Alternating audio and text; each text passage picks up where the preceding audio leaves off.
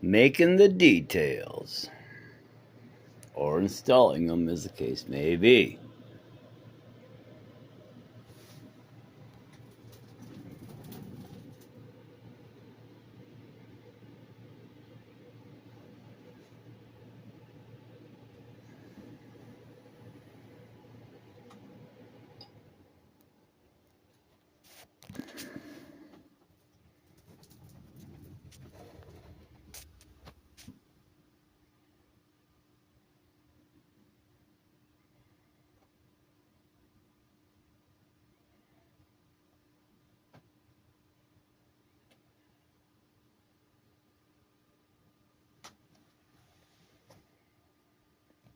If you check out on the inside, you might be able to see those fan blades are actually red with a yellow edge on it.